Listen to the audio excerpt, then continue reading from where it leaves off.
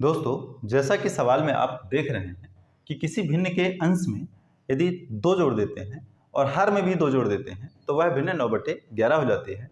और यदि भिन्न के अंश में और हर में दोनों में 3 जोड़ देते हैं तो वह भिन्न 5/6 हो जाता है। इस बात को समझिएगा। इस वीडियो पर हम समझते हैं वो गणितीय भाषा में कैसे बदलते हैं और समीकरण को कैसे हल करते हैं, अंत में उत्तर को वेरीफाई कैसे करते हैं।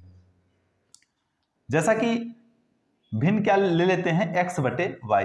माना भिन्न x/y है जिसमें हर x है, हर y है और अंश x है। देखिएगा, तो माना कि भिन्न x/y है। माना भिन्न क्या है, x/y है। तो x में भी 2 जोड़ेंगे प्रश्न के अनुसार और हर में भी 2 जोड़ेंगे प्रश्न के अनुसार, तब भिन्न हो जाएगा 9/11। तिर्यक को गुणा कर देते हैं क्रॉस मल्टीप्लिकेशन, यानी पहले वाले पक्ष के बायां पक्ष का दाएं पक्ष के हर से डिनोमिनेटर से और बाएं पक्ष के डिनोमिनेटर का दाएं पक्ष के न्यूमरेटर से यानी अंश से। देखिएगा, तिर्यक गुणा कर देते हैं, क्या हो जाएगा, 11x धन 11 दूना 22 बराबर 9y धन 9 दूना 18 हो जाएगा। No problem, no doubt, video पर बने रहिए। अब देखिएगा, इसमें चर राशियां जो हैं उनको एक तरफ कर लेते हैं और अचर राशियां जो हैं उनको दूसरे तरफ कर लेते हैं। LHS में कर लेते हैं और RHS में अचर को कर लेते हैं। तो 11x माइनस 9y, भाई धन में है, पक्षांतर होगा तो ऋण में आ जाएगा, बराबर 18 और धन 22 हो जाएगा। ये कर दिए, सीधी सी बात है। लेकिन धन 22 है, पक्षांतर होगा तो ऋण 22 हो जाएगा। इसको ध्यान रखिए और लिख दीजिए।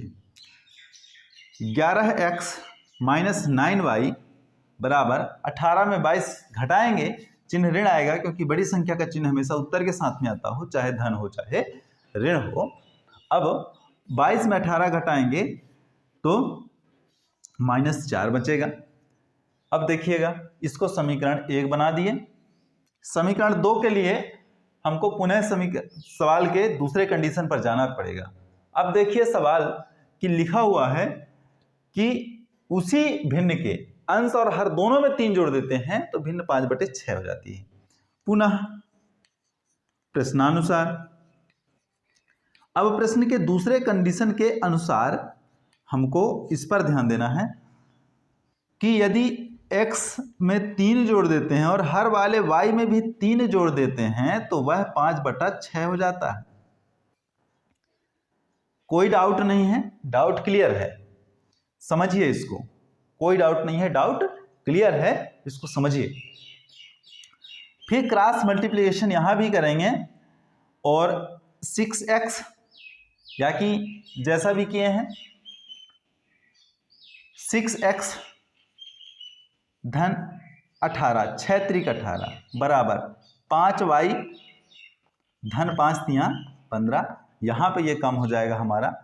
अब चर राशियों को एक साइड कर लेते हैं, यानी 6x माइनस 5y बराबर 15 माइनस 18। अब देखिएगा, आसान काम हो गया, बहुत आसान हो गया।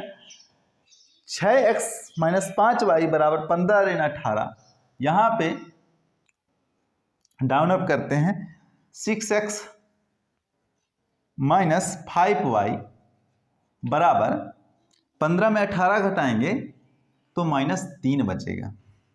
ये हमारा समीकरण 2 हो गया।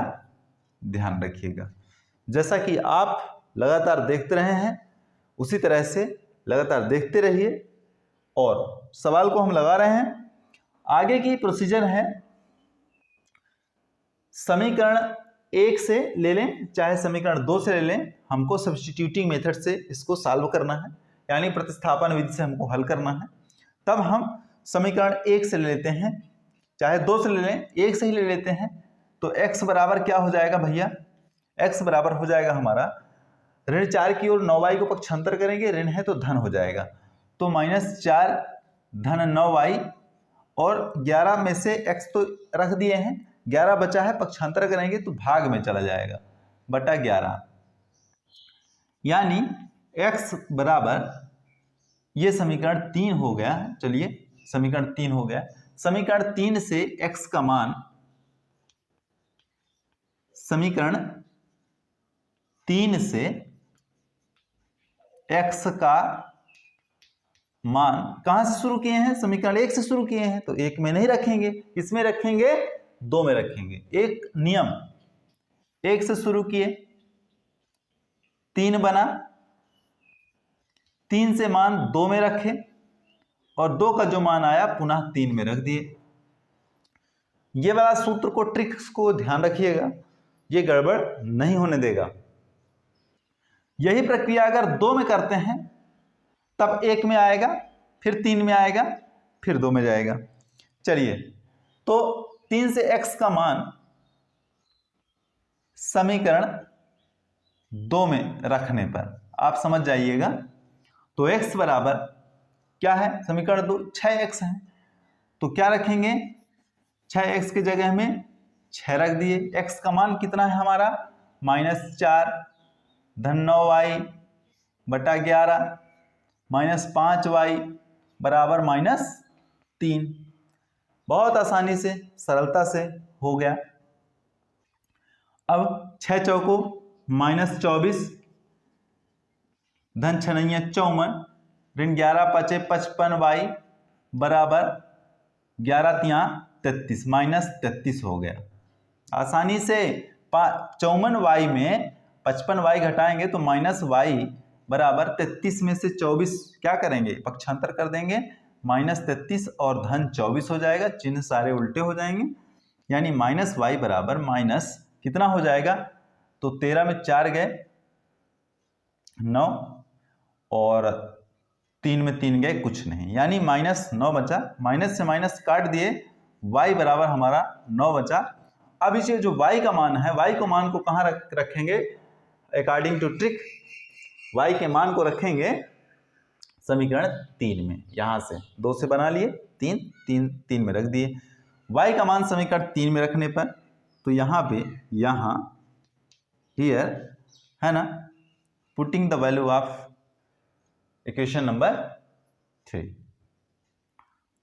यहां y का मान समीकरण किस में रखेंगे? समीकरण 3 में रखेंगे। 3 में रखने पर रख दो बाबू समीकरण 3 में x बराबर -4 धन 9 गुणे 9। क्यों 9? क्योंकि -4 है यहाँ पे, धन 9 और y का मान हमारे पास 9 है तो गुणे 9 कर देते हैं, बटे 11 है तो 11 लिख देते हैं। x बराबर -4 धन 9 नमा 81 बटा 11। x बराबर 81 में 4 घटाएंगे तो 77 बटे 11 यानी बराबर 7 हो जाएगा। x का मान 7 और y का मान 9 है। अतः भिन्न कितना है? भिन्न तो हमारे पास x बटा y है, तो x का मान 7 है और y का मान 9 है। अतः हमारे पास जो भिन्न है 7 बटा 9 है। सवाल कह रहा है यदि भिन्न के अंश में 2 जोड़ देते हैं, वेरीफाई करते हैं। वेरीफाई कैसे कर लेते हैं देखिएगा, हमारा सवाल सही है कि गलत है ये वेरीफाई करके देख लीजिएगा। कह रहा है कि अंश में 2 जोड़ देते हैं, तो 7 बटे 9 में 2 जोड़ देते हैं, तो 7 बटे 9 में 2 जोड़ देते हैं, 7 2 9 और 9 2 11। देखिए 9 बटे 11 हुआ ना। ये कह रहा है कि भिन्न के अंश और हर में जब 2 जोड़ देते हैं तो भिन्न 9 बटे 11 हो जाता है, और यदि 3 जोड़ देते हैं तो 5 बटे 6 हो जाता है। कम कैसे हो जाता है देखिएगा, 3 जोड़ देते हैं तो 7 3 7 बटे 9 बराबर 7 3 10 और 9 3 15,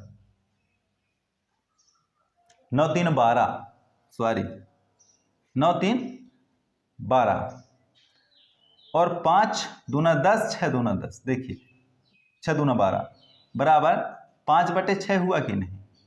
तो हमारे दोनों सवाल जो है दोनों कंडीशन के वेरीफाई हो रहे हैं, इसका मतलब है हमारा सवाल सही है। अगर हमारा काम पसंद आता हो तो वीडियो को कंटिन्यू देखिए, इसी समय पर कंटिन्यू आपको वीडियो मिलते रहेंगे, लगातार वीडियो मिलते रहेंगे। कंपटीशन की तैयारी करने के लिए ये वाला ट्रिक हमारे लिए ज़रूरी है, लेकिन कक्षा के सवाल लगाने की दृष्टि से ये ज़रूरी है। परंतु अगर एक होल नंबर पर देखें तो दोनों ज़रूरी हैं, क्योंकि ये हमारा ट्रिक है। इस तरह से वेरीफाई ऑप्शन में दिए रहते हैं, ऑप्शन में प्रश्न को अप्लाई कर देना है। अगर बन जाता है तो ऑप्शन के 4 ऑप्शन में से ही कहीं ना कहीं उत्तर होते हैं, 4 ऑप्शन में से अप्लाई कर देते हैं तो बन जाता है, निश्चित रूप से बन जाता है। तो पढ़ते रहिए, मस्त रहिए, जबरदस्त रहिए।